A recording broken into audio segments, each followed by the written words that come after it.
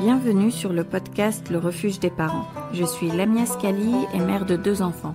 Nous le savons déjà, être parent c'est beau, incroyablement beau. Et c'est aussi compliqué. Mais nous n'avons pas à le vivre tout seul. À travers cette plateforme, je souhaite vous apporter des outils et astuces basés sur des recherches approfondies et ma propre expérience, à nous éduquer sur ce parcours de la parentalité où nous avons le privilège de faire partie. Cet espace est pour vous, donc j'espère sincèrement que ça vous plaira. Merci d'être là. Bonjour et bienvenue sur le podcast Le Refuge des parents. L'épisode d'aujourd'hui porte sur le thème des bonnes manières et de la politesse. Pour moi, les bonnes manières sont assez importantes et il y a des fois où je commence à me demander pourquoi mon enfant de presque 5 ans n'a pas encore de meilleures manières. Et puis je me sens assez tiraillée entre 2 perspectives différentes. La philosophie parentale qui prône la relation respectueuse avec son enfant préconise l'utilisation du modèle, de montrer l'exemple, pour transmettre des informations culturelles telles que les bonnes manières. En gros, si vous, le parent, êtes une personne polie, alors votre enfant apprendra les bonnes manières. D'un autre côté, il y a la pratique consistant à dire « qu'est-ce que tu dis ?» ou quelque chose comme ça, quand vous voulez que votre enfant dise « s'il te plaît » ou « merci », quelque chose que je sais que beaucoup de parents font. Mon approche générale a été de montrer l'exemple, mais je trouve que ça mérite vraiment quand ma fille dit « je veux ça » sans dire « s'il te plaît ». Et puis aussi, la parentalité respectueuse dit également que les parents devraient fixer une limite au comportement quand ils trouvent ça difficile. Donc j'ai essayé de lier un peu les 2 façons de faire, être poli et exiger un « s'il te plaît ». Et j'espère qu'en préparant cet épisode, je vais trouver un peu plus de clarté sur comment apprendre à mes enfants les bonnes manières. Bon, donc la première chose que nous devons reconnaître, c'est que la politesse et l'impolitesse sont terriblement difficiles à définir parce qu'elles dépendent vraiment du contexte et ça dépend également de la culture dans laquelle on opère. On peut penser qu'il est impoli d'interrompre les gens quand ils parlent, et pourtant, il y a certainement une culture dans laquelle interrompre les gens n'est pas du tout mal poli.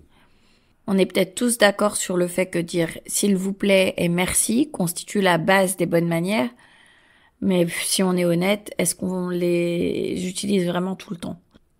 Et les manières sont bien sûr très dépendantes de la culture, donc je pense à l'Espagne par exemple où on commande un café sans dire s'il vous plaît, ce qui paraît inconcevable en Angleterre ou même en France. J'ai essayé de réfléchir à ce que signifient ces mots s'il te plaît et merci qui sont si importants pour nous en tant que parents et qui me laissent du moins si énervés quand ils sont pas utilisés. En particulier s'il te plaît, que je trouve beaucoup plus, qui m'énerve vraiment plus quand on l'oublie que merci. C'est peut-être possible d'être poli sans les utiliser, mais il faut vraiment avoir un certain niveau linguistique assez élevé.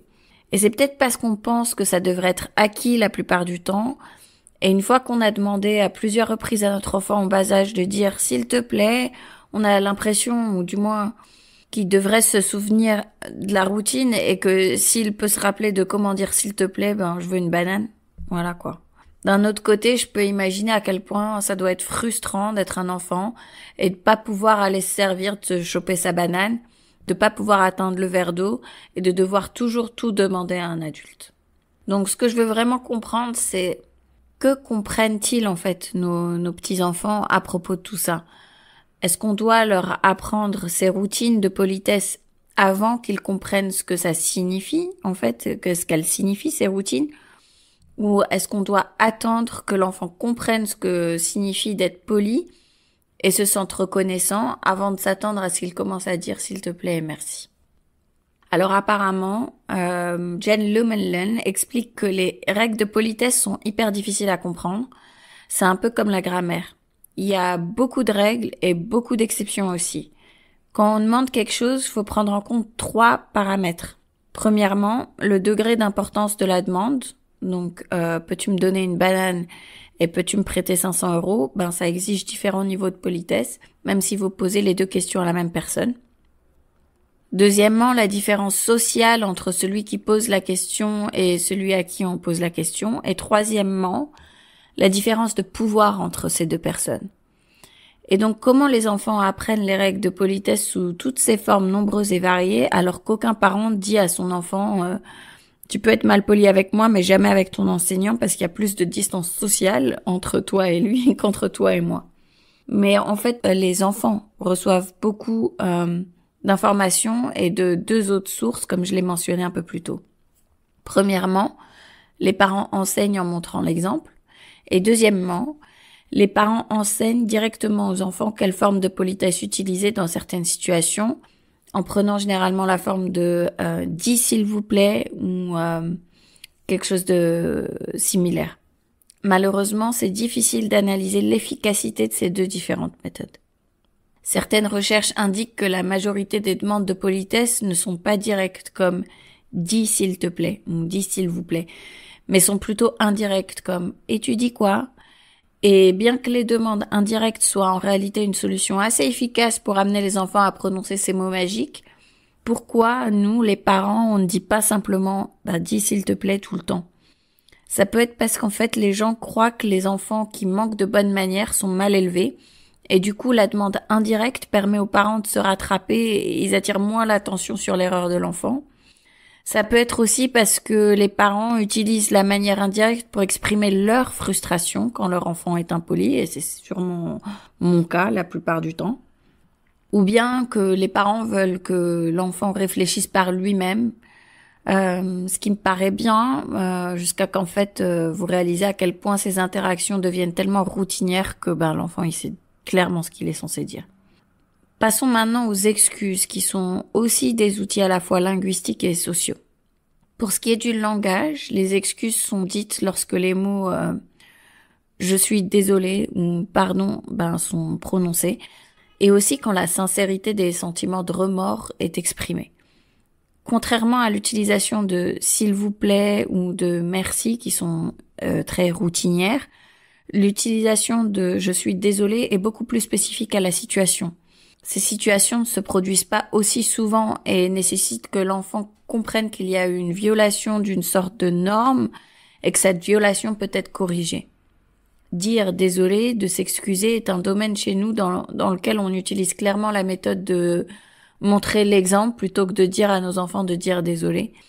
Si un de mes enfants blesse un autre enfant, je dis très sincèrement à l'autre enfant « je suis vraiment désolée de ce qui s'est passé ».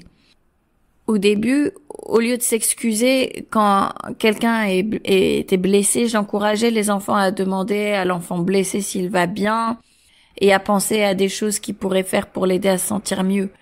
Mais j'ai réalisé que, puisque les enfants aussi jeunes ne comprennent pas que les autres puissent penser des choses qui sont différentes de ce qu'ils pensent eux-mêmes, demander si une autre personne va bien n'a pas plus de sens que des excuses forcées, quoi. Donc, tant que les enfants n'ont pas cette capacité à comprendre ce que l'autre ressent, ils ne peuvent pas vraiment s'excuser ou, je pense, comprendre vraiment ce que signifie demander à quelqu'un s'il va bien. Mais ma fille me montre quand même de l'empathie ou me demande si je vais bien quand je me cogne ou quand je dis aïe.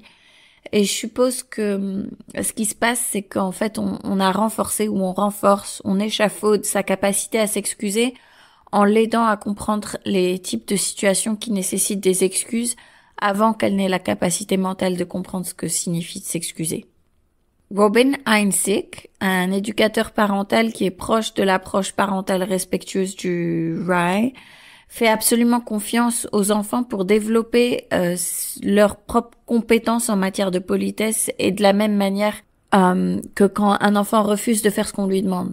En gros, elle dit que si votre enfant fait quelque chose qu'il n'est pas censé faire, comme verser un verre d'eau sur le sol, vous expliquez qu'il faut nettoyer et vous prenez 2 chiffons et vous dites à votre enfant « Allez, on le nettoie ensemble ». Et que si l'enfant refuse, alors ce que vous êtes censé faire n'est pas de punir l'enfant ni de le forcer à nettoyer, mais de montrer l'exemple gracieusement. Ça signifie en fait que vous nettoyez seul vous-même et que vous faites confiance que quand il sera prêt, il vous aidera. Vous êtes censé oublier cette notion de si je nettoie, il apprendra jamais. L'idée est que si vous avez confiance qu'il vous aidera à nettoyer, alors un jour il le fera, parce qu'il vous aura observé tout ce temps et appris de vous, et il saura ce que ça signifie d'être utile et généreux. Donc si on applique cette idée au développement des bonnes manières, on doit également montrer l'exemple dans la façon dont on parle aux autres, et que quand notre enfant sera prêt, il sera également aimable avec les autres. Heinzek fait absolument confiance aux enfants pour qu'ils développent ses compétences en matière de politesse de la même manière qu'elle dit que si on croit qu'ils peuvent le faire et qu'ils le feront, alors ils le feront quand ils seront prêts au niveau développemental. Le problème, bien sûr, c'est que la société croit que les enfants devraient être prêts pour un tas de trucs et, bien sûr, à être polis en général, bien avant qu'ils ne soient prêts à être polis sur le plan du développement. Magda Gerber, la fondatrice de l'approche parentale WRY, dit que d'être prêt se manifeste quand l'enfant le fait, que ce soit à l'âge de 4 ans, 6 ans, ou jamais même à la maison, mais par contre, oui, en présence d'autres personnes. Mais alors, qu'est-ce qu'on est censé faire? Bien, voilà quelques suggestions. Premièrement, Heinzek dit que l'âge de 3 ans est vraiment trop jeune pour s'attendre à ce que les enfants disent « s'il vous plaît » et qu'on ne devrait pas exiger de nos enfants de 3 ans qu'ils le disent. On peut montrer l'exemple et dire ce qu'on veut entendre. Donc, si l'enfant dit « je veux une banane », on peut dire « je veux une banane s'il te plaît ?» Bien sûr, avec plaisir. Le parent n'a pas besoin de forcer à dire « s'il te plaît », mais l'enfant entend toujours la même rengaine et on l'aide socialement. Si on est dans un restaurant avec un enfant de 5 ans qui dit au serveur « je veux un jus d'orange », alors on peut dire derrière « il aimerait un jus d'orange s'il vous plaît ». Blumenlund explique qu'il n'y a pas vraiment de recherche scientifique qui montre de manière concluante que si vous montrez l'exemple et faites preuve de politesse et fournissez ce type de soutien, que votre enfant grandira véritablement aimable et pas seulement poli quand vous le regardez de travers, mais par contre qu'il y a un tas de recherches sur la contrainte et sur les obligations qu'on impose sur les enfants dans d'autres domaines de leur vie et que ça produit rarement le résultat espéré. Donc montrer l'exemple est sûrement la meilleure approche à adopter. Je pense du coup à continuer à utiliser ce type de langage et puis de me calmer un peu et de faire confiance que mes enfants seront polis et aimables pour de vrai quand ils seront prêts à l'être. Parce que même si je n'exige plus que ma fille dise « s'il te plaît » pour avoir une banane, si je dis « je veux une banane s'il te plaît », alors je lui apprends les bonnes manières. Et puis j'aligne également mon approche des bonnes manières avec mon approche de la parentalité en général, comme par exemple je ne récompense pas pour avoir un bon comportement ou pour faire caca dans le pot. Je ne lui refuserai pas cette banane jusqu'à ce qu'elle dise s'il te plaît, même si ça peut m'énerver un peu des fois. Et aussi avec cette approche, on s'en sort bien en tant que parent.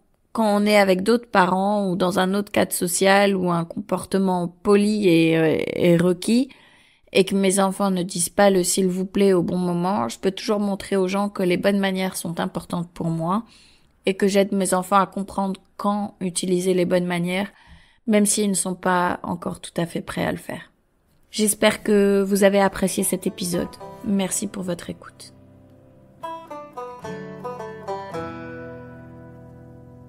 Le refuge des parents, c'est un podcast de parents curieux. Vous pouvez l'écouter sur Spotify, Apple Podcasts et toutes les plateformes de podcast. Et si vous avez aimé cet épisode, n'hésitez pas à le partager, à laisser des commentaires, à mettre des étoiles. Vous pouvez aussi me contacter sur info@lerefugedesparents.com. À bientôt pour le prochain épisode.